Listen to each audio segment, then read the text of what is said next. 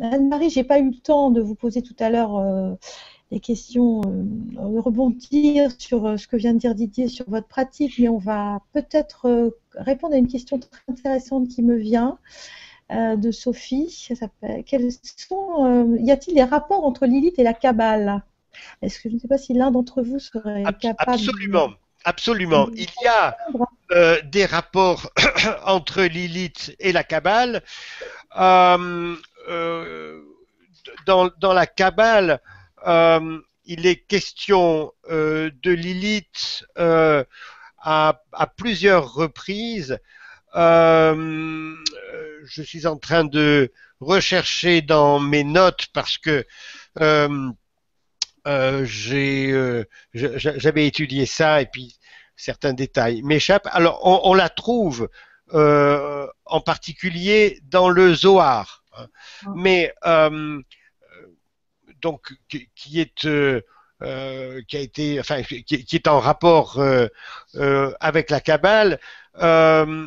Donc, elle existe. Alors, elle existe en tant que première femme d'Adam. Clairement, elle est identifiée comme telle. Je voudrais pouvoir vous en dire un petit peu plus. Oui, justement, dans la Kabbale, alors, on trouve un récit, bon, assez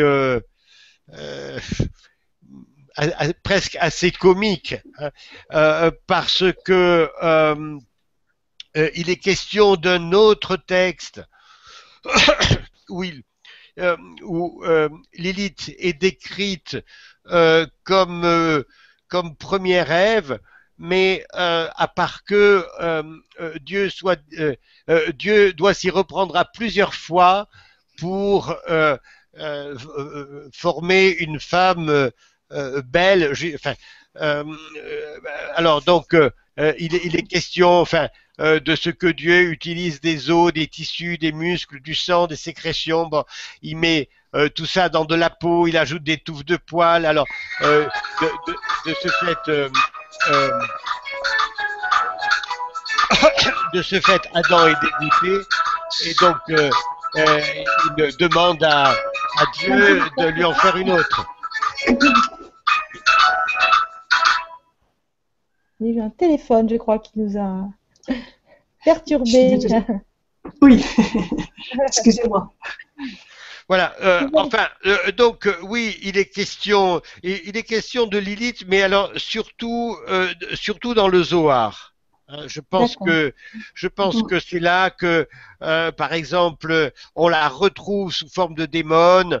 Elle se réchauffe de la fornication avec les hommes au travers d'émissions spontanées. Elle étrangle les enfants car elle ne peut s'en faire un refuge pour elle. Enfin, donc on la retrouve surtout associée au serpent.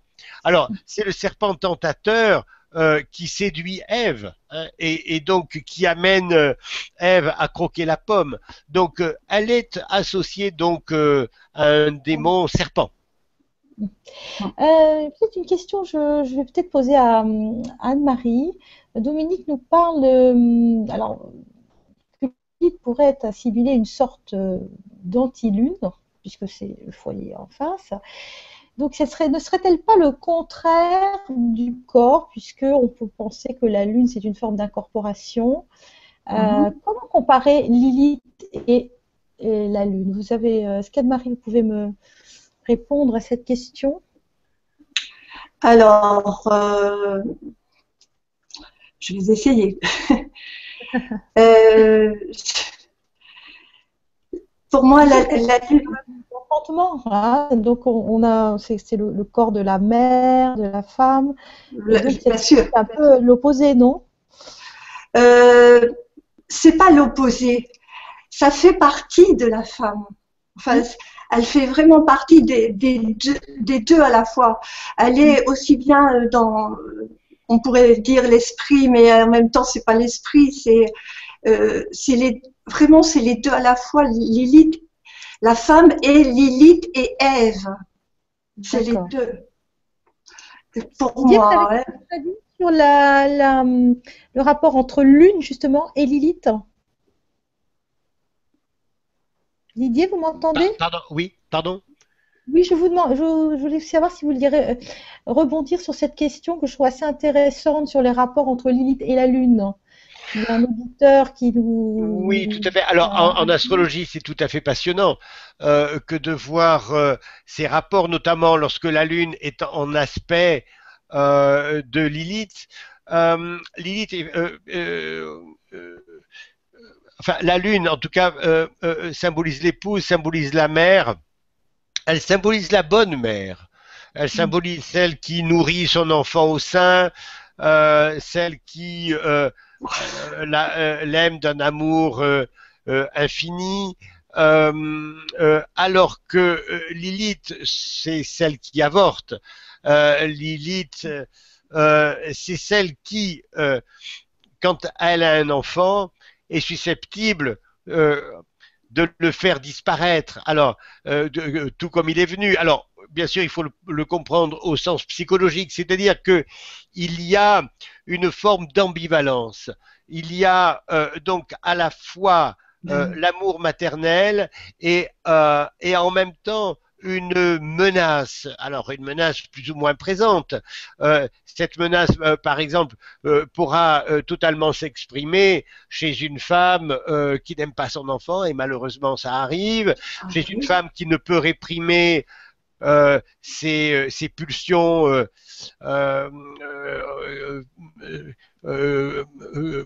mauvaises, enfin, qui se trouve menaçante, qui se trouve lui faire du mal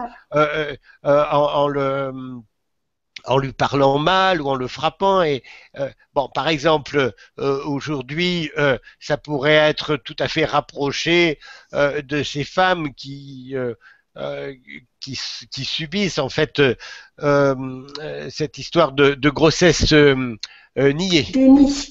Voilà, le déni de grossesse. Bon. Et l'enfant se retrouve rapidement dans le congélateur. Donc, alors, il y a effectivement dans les rapports lune-lune noire cette idée de la bonne mère et de la mauvaise mère, celle qui donne le bon lait, celle qui donne le mauvais lait, le lait qui empoisonne. Ça peut être la femme qui n'a pas de lait ou celle dont le lait est recraché par l'enfant. Celle qui élève son enfant par devoir et pas par amour, celle qui lui fait en fait subir ce que elle-même a pu subir dans son enfance. Enfin, à partir du moment où on rentre dans cette symbolique de la menace, cette symbolique même de la mort, hein, je pense aux enfants de substitution, auxquels la mère peut reprocher le fait justement de substituer au premier enfant qui est mort prématurément et donc et qu'elle a vraiment aimé. Enfin, on rentre dans toutes sortes d'histoires sombres, d'histoires parfois tragiques, en tout cas qui laissent des traces profondes dans l'inconscient de la personne et qui peuvent même se trouver déterminer tout ce qui touche à la vie, notamment à la vie de famille. Hein. Mais une chose intéressante aussi, c'est de voir ce que cela donne par rapport au fils, hein, les rapports entre la lune, enfin entre la mère Lilith et son fils sont extrêmement ambigu parce que il y a toute la menace de la castration, il y a surtout la menace de la mort en quelque sorte, autrement dit faire passer l'enfant de vie à trépas comme si finalement il y avait une exigence très très forte, une attente très forte vis-à-vis du fils, alors dont on pourrait supposer qu'il doit prendre la place du père. Enfin, ça c'est une interprétation qui m'est personnelle, mais malgré tout que je vois souvent en œuvre. Hein, la mère qui dit ou bien tu dépasses ton père, ou bien tu disparais, parce qu'autrement tu ne m'intéresses pas. il y a quelque chose comme ça de très très exigeant et parfois très cruel vis-à-vis du fils. Donc on pourrait dire que tout cela, c'est pour pousser l'enfant à devenir aussi lucide, aussi intelligent, aussi surhumain que possible. Il y a toujours quelque part le refus de la simple condition humaine. Voilà, dans les rapports à Lilith. Elle ne peut jamais se satisfaire de médiocrité, ou tout simplement de conformité à un modèle social. C'est pour ça qu'il est très difficile, en fait, d'exister dans le monde en étant soi-même Lilith. Hein. Et je pense particulièrement à ceux qui l'ont sur l'ascendant ou à ceux qui l'ont en conjonction du Soleil. Alors, j'ai une question qui est intéressante, qui peut-être Anne-Marie peut répondre. Est-ce que dans l'œuvre de Jung, on a des occurrences sur Lilith? Est-ce qu'il a abordé cette thématique, si l'un ou l'autre C'est sûr que Jung a défini des archétypes. Et Lilith représenterait un archétype bien particulier. Ensuite, il y a quand même aussi tout Winnicott. J'entendais parler de Didier et il me faisait un peu froid dans le dos quand il me parlait des rapports de la mère Lilith. Je trouve que Winnicott, il dit qu'il faut être une mère suffisamment bonne. On n'est pas obligé d'être comme la toute bonne mère. La toute bonne mère, elle est aussi mauvaise que la mère parfaite, que la mère Lilith. Donc, je modérerai un peu ce truc-là. Voilà. C'est vrai que je suis pas jungienne, hein, je suis désolée aussi. Donc les archétypes, je les connais, mais pas suffisamment bien pour que je puisse en parler aussi. Je le reconnais. J'ai une autre question qui est de Paul, alors qui dit finalement la problématique de Lilith.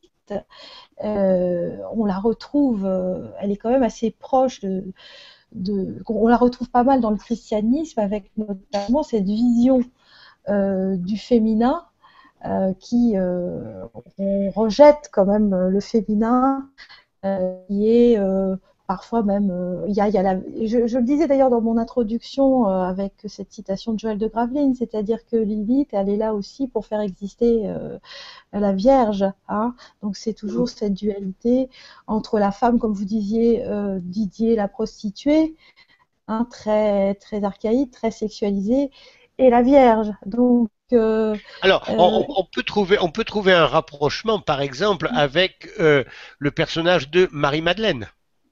Oui, oui, effectivement.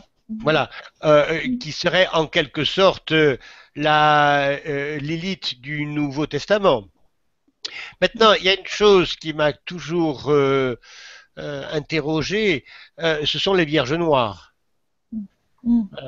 Les Vierges noires ont-elles un rapport avec Lilith autant que les Vierges au visage blanc ont un rapport avec la Lune?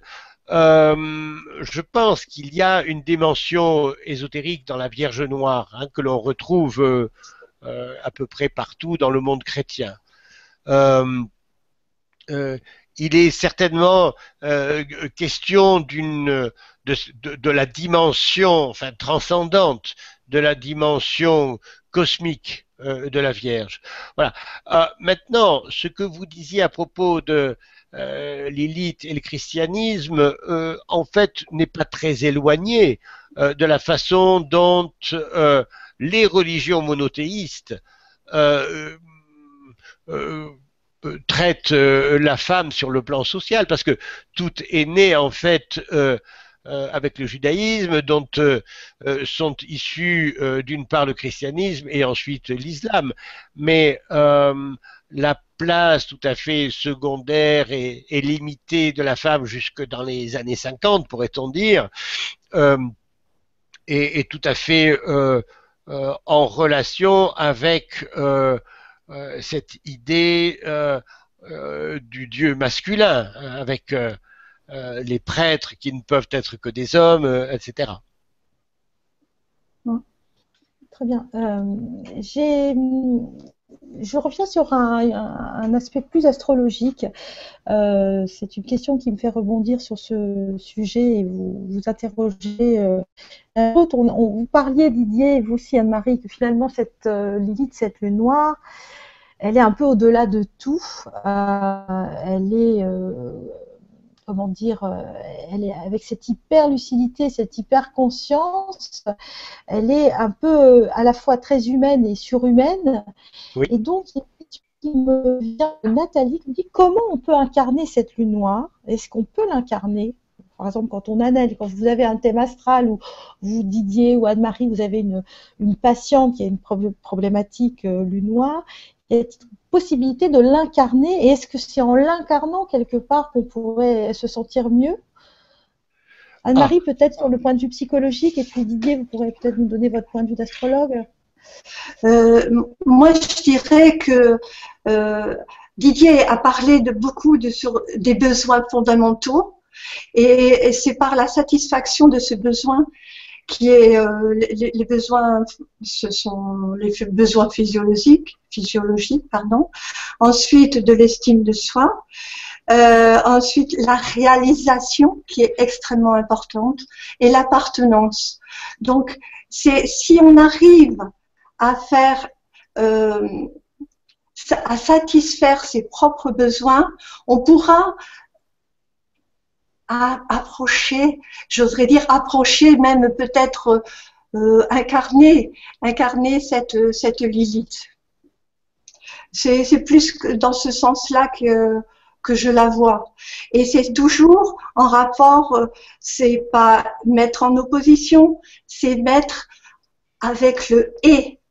C'est pas soit ça, je suis au-delà et je suis les deux aussi. Je suis au-delà des deux.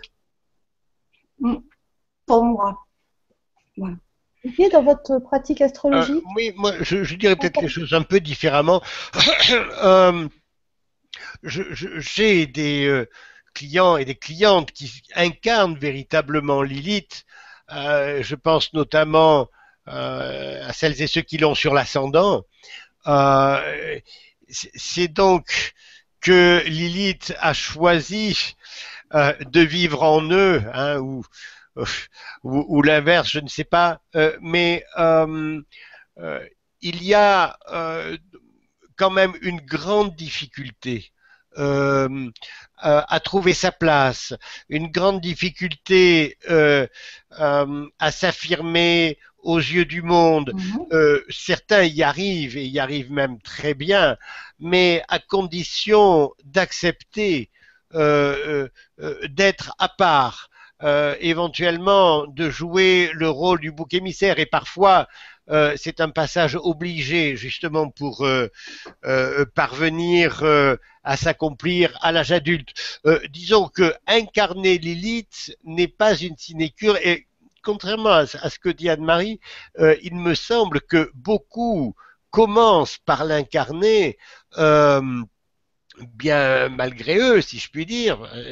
Ils sont obligés d'accepter leur personnalité, ou tout simplement les conditions dans lesquelles ils viennent au monde. Et justement, il y a souvent un grand manque dans les besoins fondamentaux. Lilith nous parle du manque, elle peut nous parler du vide aussi, qui est l'absence de toute chose, mais ce manque peut devenir vraiment tragique pour la personne, ou obsessionnel, et justement Lilith semble pousser l'individu jusqu'à la limite dans l'expérience du manque, jusqu'à ce que véritablement il puisse,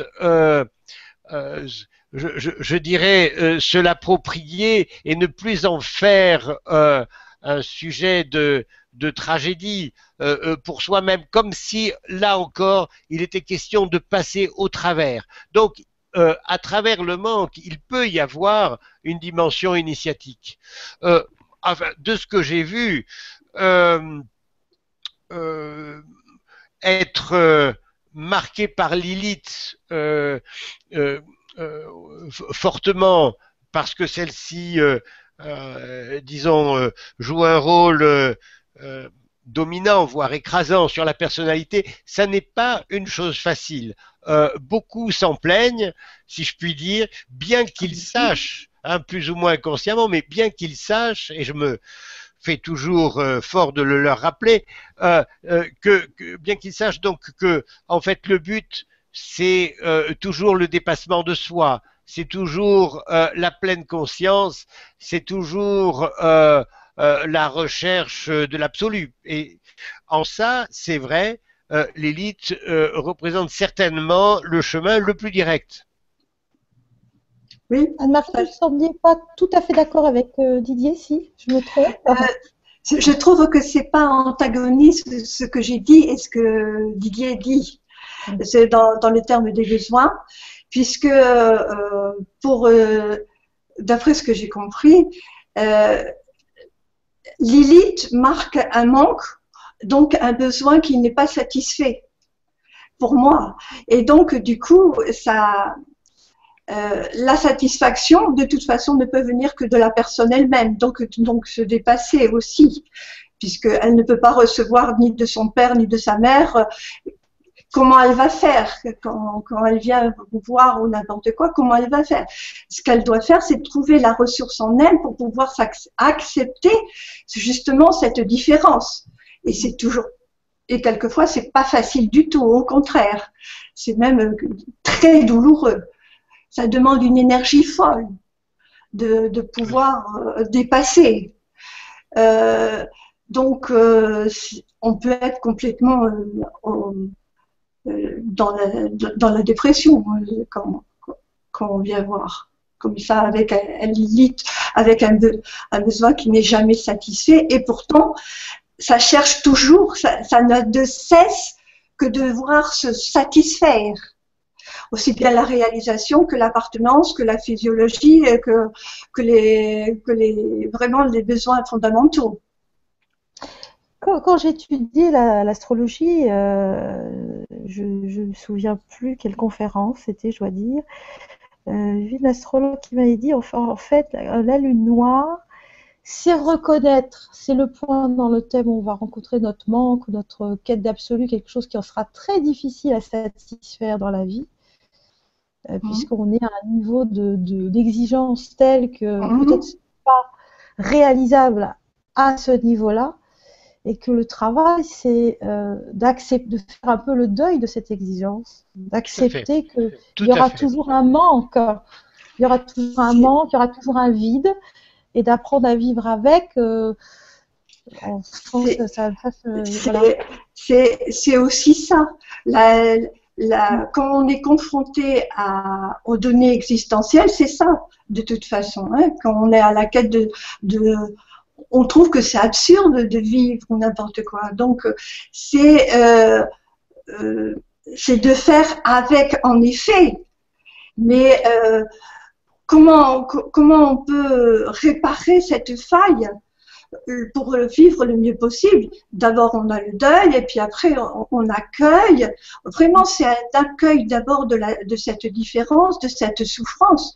Et on peut en faire quelque chose. On peut la sublimer, on peut faire plein de choses. Mais quand même, le besoin doit être satisfait. Si on a soif, eh ben on boit. Si si on a un besoin d'appartenance, on va chercher, on va se former une famille. C'est pas notre famille d'origine, mais c'est une famille, une autre famille. Si on a besoin de s'affirmer, eh bien, on va essayer de s'affirmer dans un tout petit domaine. Voilà. Didier, j'ai une question pour vous, là, qui me vient directement à vous. Oui. C'est un de nos auditeurs qui nous dit la lune noire nous renseigne-t-elle sur notre âme éternelle et les nœuds lunaires sur nos vies successives et éphémères?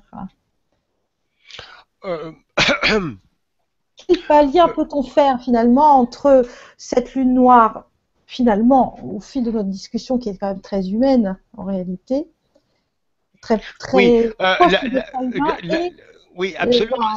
Si on considère bon, si l'on accepte déjà l'idée des vies successives, et si l'on considère l'enchaînement des incarnations, on pourrait dire que Lilith, c'est ce qui permet quelque part de sortir de cette roue du karma, parce que elle nous amène à voir, à voir l'essentiel, c'est-à-dire à voir que tout cela est une grande illusion. Je trouve que par des moyens divers, elle fait tout ce qui lui est dans ses moyens, enfin dans ses possibilités pour nous faire prendre conscience que ce que l'on appelle le réel, en fait, est une illusion. Alors, oui, l'âme éternelle, bon, je n'emploierai peut-être pas ce terme, mais disons que l'expérience de Lilith peut nous amener à la véritable réalisation, à la réalisation de soi, j'entends. Alors justement, il y avait une question, il faudrait que je la retrouve, sur le rapport entre Lilith et les traditions indiennes. Oui. Est-ce qu'il y a aussi une figure similaire? Voilà, c'est ça. J'ai retrouvé la question. Une figure similaire à Lilith dans les mythologies, enfin, dans la spiritualité hindoue, oui. Alors, voilà. absolument, absolument. Déjà, on ne sera pas étonné que la figure de Lilith appartienne à l'univers de Shiva, hein, qui est qui est équivalent à notre Pluton, hein, celui qui fait disparaître les mondes, hein, le destructeur de l'univers.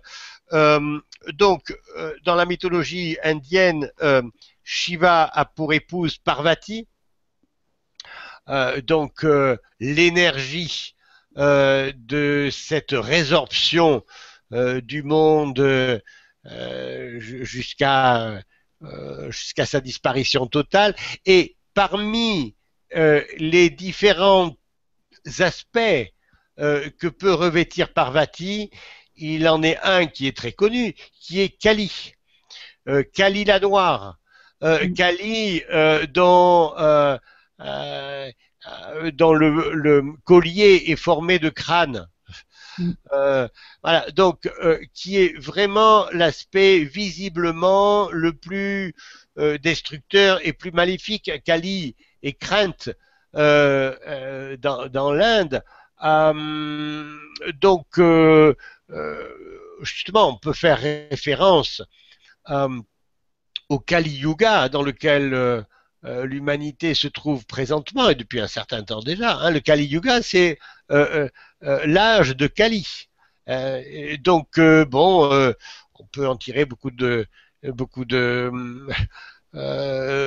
conséquences, mais enfin c'est un autre débat. Mais effectivement, depuis les 3 dernières ères, l'ère du Taureau, l'ère du Bélier, l'ère des Poissons, nous sommes donc à l'extrême fin du cycle, selon bien sûr la cyclologie hindoue, et donc ce dernier âge porte le nom de Kali.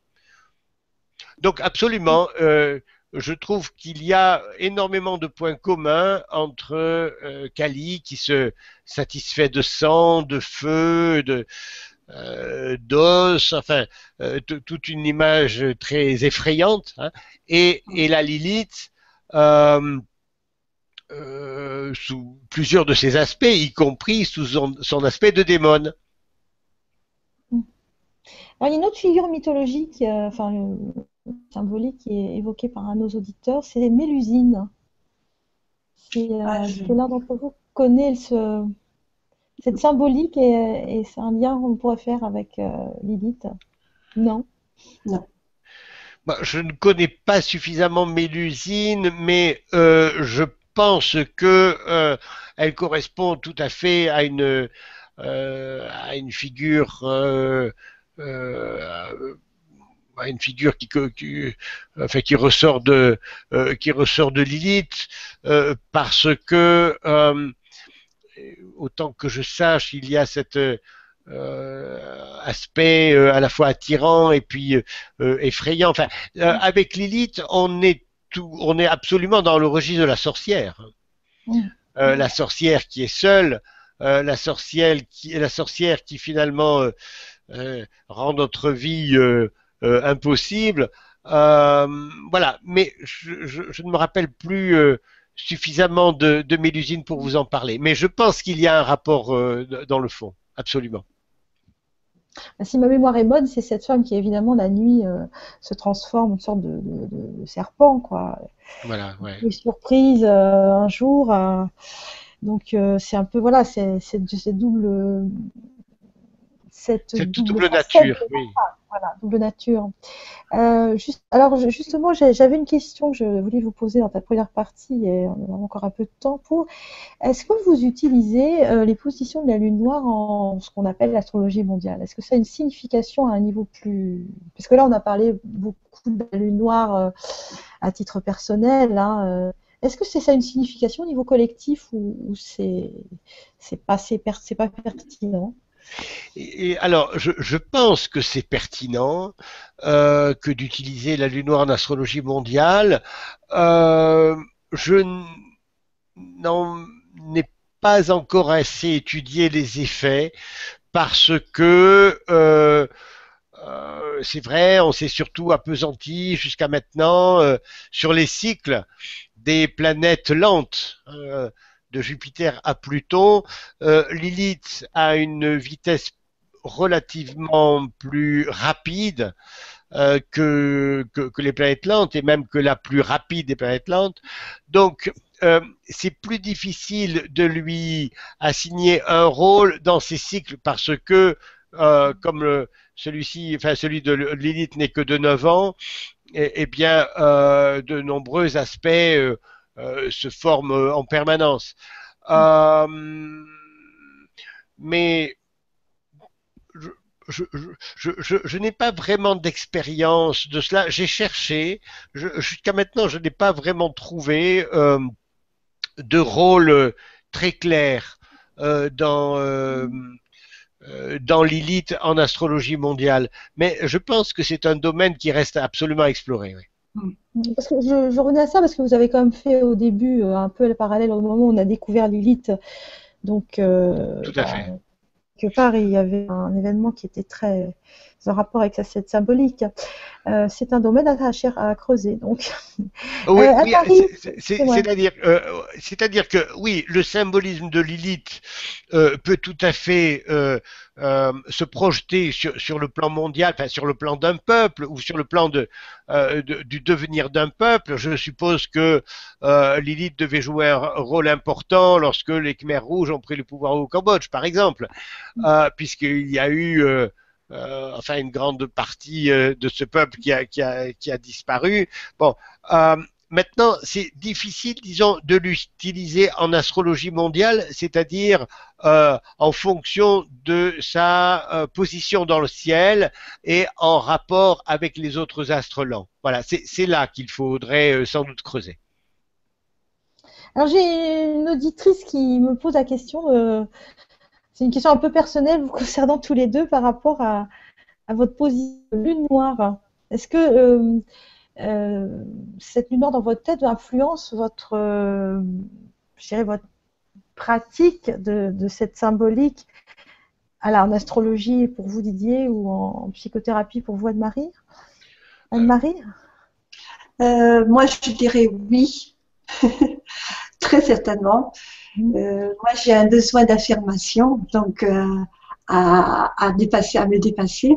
Donc, oui, le fait déjà de rien que de participer à cette rencontre, c'est me dépasser. Oui, toujours.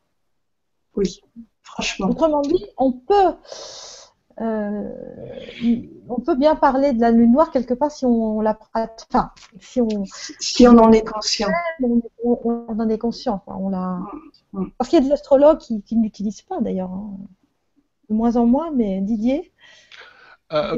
Pour ma part, Lilith est très déterminante. Je suis tout à fait convaincu qu'elle a même déterminé ma profession d'astrologue. Pour moi, ça ne fait aucun doute. Bon, elle est dominante au milieu du ciel, au carré du Soleil, en opposition d'Uranus. Enfin, elle a vraiment un rôle tout à fait dominant. Je pense même que c'est le symbole principal chez moi. Et bon, c'est vrai que, comme me l'a souvent dit ma mère, je n'ai jamais rien fait comme les autres. Voilà. Alors j'ai une lune noire en Verseau, donc il y a cette idée de pas tellement de la révolte, mais euh, disons du refus total de la moindre compromission dans la société telle qu'elle fonctionne. Enfin, j'ai réussi, grâce à l'astrologie, à trouver une place qui me convient bien, mais sans m'impliquer trop dans les courants de la société actuelle qui, de toute façon, me paraissent de plus en plus déplaisants, on va dire. Donc, Lilith oblige effectivement, pour moi, à aller chercher l'essentiel. Alors, l'essentiel chez les personnes qui viennent me voir, par exemple. Je pense que c'est un métier tout à fait Lilith. Mais psychologue, psychanalyste, psychothérapeute, c'est aussi une profession typiquement Lilith. Bien sûr. Puisqu'il s'agit, enfin, il s'agit de permettre à l'autre, en quelque de se sorte, dépasser, et puis d'accoucher de lui-même. C'est vraiment cette idée, justement, que la lune blanche donne naissance à des enfants par l'accouchement, la lune noire donne naissance à l'être par la prise de conscience, par le travail sur soi, parfois par des chemins très radicaux. Mais Lilith, je sais pas si le mot, enfin pour moi le mot dépassement est oui, le dépassement, alors dans le sens d'une prise de conscience, d'un regard sur soi, d'un regard sur sa vie. Oui. Je vais revenir un peu sur un sujet qu'on a abordé il y a pas très longtemps, mais j'ai une question qui m'arrive, que je trouve assez intéressante. C'est par rapport à Lilith et les nœuds lunaires. En réalité, il y a un auditeur qui nous fait remarquer qu'effectivement, le cycle est presque identique, hein, 9 ans pour les cycles lunaires, 8 ans et quelques pour Lilith. Qu'en est-il quand Lilith est conjointe à un nœud lunaire? Alors, en natal et voire même en transit, est-ce que ça... Ouais. Alors, le cycle des nœuds lunaires n'est pas de 9 ans, hein, il est de il est de 19 ans. Enfin, 9 ans, c'est un demi-cycle. C'est un demi-cycle, oui, c'est ça, je suis en train de... Effectivement. Oui, c'est un demi-cycle, alors que le cycle de Lilith est de 8 ans, 10 mois. Alors, bon, quand Lilith est conjoint à... Enfin, il n'y en a pas qu'un de nœud lunaire, il y en a deux, hein, il y a le nœud nord et le nœud sud. Moi, je pense que... quand Lilith est conjointe à l'un des deux nœuds, il est clair que il y a une forme d'expérience radicale, il y a une forme de transcendance, il y a une forme de vécu qui peut être extrêmement traumatisant. Par exemple, si le nœud sud est associé à Lilith, cela pourrait signifier qu'on vient au monde avec cette expérience du vide, avec cette expérience du manque. De la même manière, si le nœud lunaire nord est associé à Lilith, c'est que on doit quelque part renoncer enfin aux appâts de ce monde. On doit d'une certaine manière se consacrer absolument à l'essentiel. Effectivement, je trouve que l'axe des nœuds c'est en quelque sorte une tangente qui permet d'aller directement à l'essentiel. Lorsque Lilith y est associée, eh bien cette verticalité, qui est un mot de Lilith aussi du reste, cette verticalité pourra complètement s'exprimer dans la vie, même si ça peut être très difficile, mais comme ça peut être absolument extraordinaire. En tout cas, c'est une position que l'on voit rarement, que je vois rarement. Et je dirais... Non, ça c'est quelque chose que je ne connais pas. D'accord. Que j'ai jamais vu. En tout cas, il est très clair que les nœuds lunaires et Lilith sont associés parce que ils sont reliés les uns et l'autre à la Lune, tout simplement. C'est-à-dire, non pas à l'astre lunaire, mais à son parcours. On est dans un cycle lunaire, c'est ça, je pense. Ce qu'il voulait dire. Dans la même... puisqu'on est dans ces points, donc les nœuds lunaires, là aussi j'ai une question. Lilith et Chiron. Puisque Chiron, c'est la blessure inguérissable. On a fait une émission il n'y a pas très longtemps sur Chiron, qui lui aussi est en souffrance. Donc quand Chiron et Lilith se rencontrent, c'est double souffrance où Chiron apporte aussi, ça apporte mutuellement réconfort, je dirais. Ouais, enfin, bien sûr, Chiron est associé à l'histoire de la blessure inguérissable, mais en raison de son histoire mythologique. Mais il n'est pas que ça non plus. Il a cette fonction d'initiateur, alors pas au sens métaphysique, mais au sens des connaissances supérieures. Chiron apprend aux héros grecs la musique, la médecine, le tir à l'arc, et la chasse, l'astronomie. Donc, Chiron est volontairement élitiste, bien qu'il vive reclus, dans une grotte située loin de la lumière, mais on vient le voir parce qu'il porte une connaissance extrêmement élevée et je dirais intemporelle. Donc, Lilith et Chiron peuvent s'associer pour donner vraiment une connaissance transcendante. Alors, bien sûr, il y a l'idée de la blessure inguérissable. Ils peuvent s'associer aussi pour, disons, rendre la vie difficile. Mais je crois qu'il ne faut pas considérer que cet aspect négatif. Enfin, je suis assez bien placé, je dois vous dire, pour en témoigner, parce que chez moi, Lilith et Chiron sont exactement au même endroit. Mais exactement. Il y a une différence de moins d'1 degré. Voilà, donc j'expérimente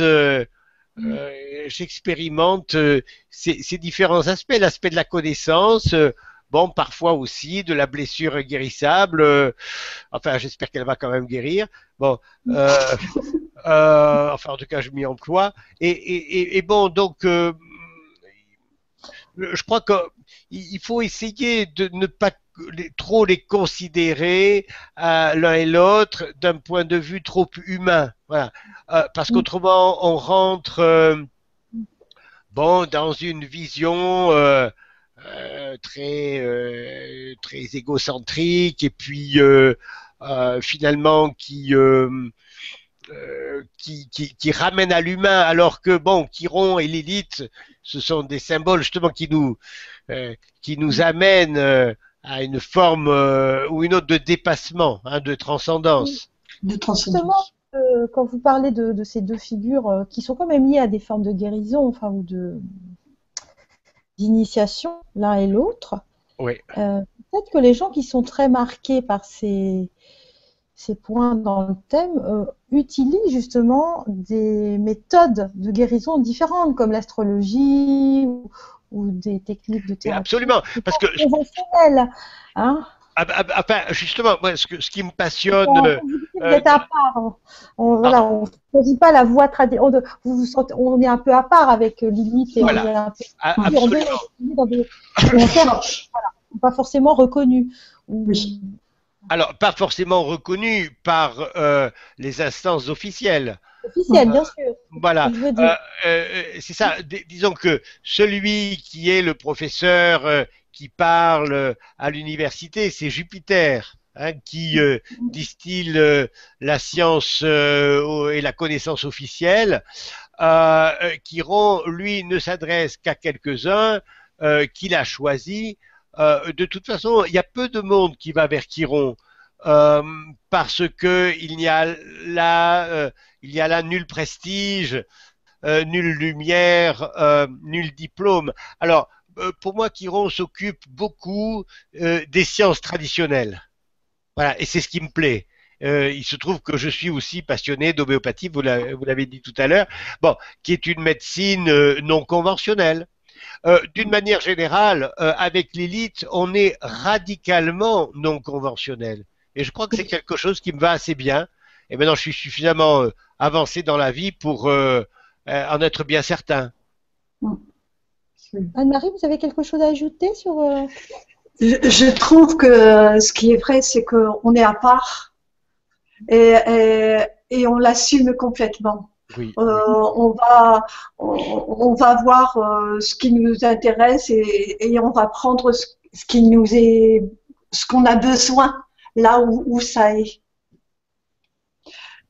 C'est vrai que personnellement aussi, j'ai fait des expériences aussi bien chez les guérisseurs philippins, vous voyez, donc ça complètement non conventionnel.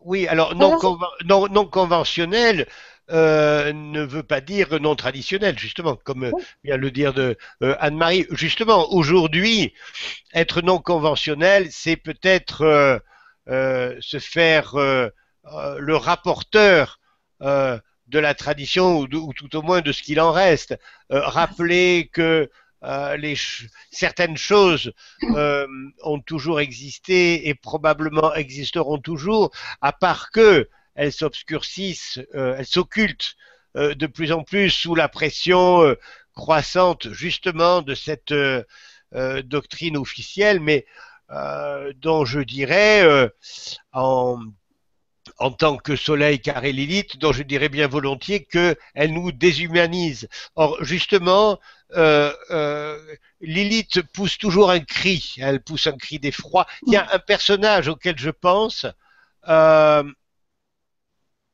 bon, qui n'est pas nécessairement très connu, mais un personnage absolument Lilith, c'est Kundry. Kundry, qui est l'héroïne féminine de Parsifal, dans l'opéra de Wagner. Voilà, elle est sorcière, et alors, elle a, si mes souvenirs sont bons, elle a insulté le Christ sur le chemin de croix. Donc, elle est maudite et elle se réincarne sans cesse. Enfin, et puis Parsifal finit par la sauver. Voilà, il y a l'idée de la rédemption. Donc, c'est toujours l'idée de la femme fatale, de la femme obscure, de la femme qui désobéit à Dieu, hein, et qui, bon, dans cet exemple-là, va jusque à voilà, insulter Jésus. Et donc, je pense à cela parce que je pensais au cri. hein. Lilith crie lorsqu'elle ne parle pas et elle parle peu. Et justement, dans Parsifal, Kundry pousse un grand cri. Alors, on a une petite question avant de, parce qu'on va bientôt arriver à la fin de l'émission, mais une question intéressante sur, est-ce que vous connaissez l'astéroïde qui porte le nom de Lilith, hein, Lilith, oui. Il y a un Oui. astéroïde qui actuellement, nous dit l'auditrice, est en scorpion. Est-ce que vous connaissez, vous travaillez avec les astéroïdes? Alors, je ne travaille pas beaucoup avec les astéroïdes, enfin avec les principaux, Cérès, Vesta, Junon. Alors, des astéroïdes, il y en a vraiment beaucoup, puisque la ceinture d'astéroïdes qui se trouve entre Mars et Jupiter est une ceinture fermée. Il y en a des milliers. Alors, j'ai entendu parler de l'astéroïde Lilith. Bon, j'avoue que je ne m'en occupe pas particulièrement, ne serait-ce que parce que je crains qu'elle ne fasse double emploi avec notre Lilith, l'apogée lunaire. Le problème en astrologie est toujours de savoir choisir entre trop de facteurs qui risquent de brouiller l'interprétation parce qu'il y a trop d'informations et pas assez de facteurs parce que on risque de passer à côté de l'essentiel. On a exactement la même problématique avec les aspects. Des aspects trop larges rendent l'interprétation confuse, des aspects trop serrés risquent de nous faire passer à côté de quelque chose de vraiment important. Alors, bon, j'essaye toujours de me tenir dans cette moyenne.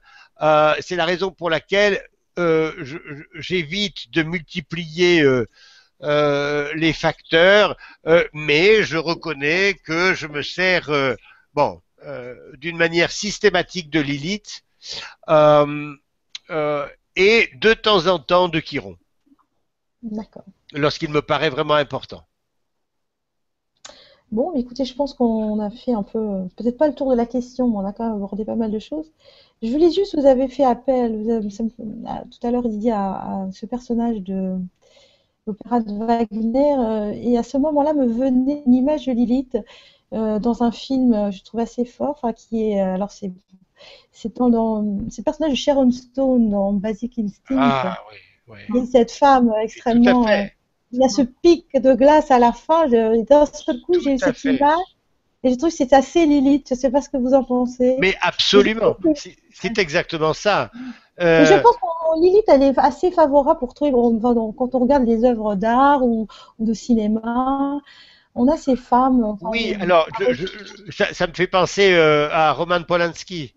Roman Polanski qui a mis en scène sous de nombreux aspects Lilith. Hein, son dernier film Vénus à la fourrure, c'est absolument une figure de Lilith, mais où la femme parvient à écraser complètement l'homme et à le faire se nier lui-même. Enfin, c'est absolument magistral. Et puis, pour rester sur Polanski, bon, il y a cette histoire tragique de sa femme qui a été assassinée dans les années 60. Voilà.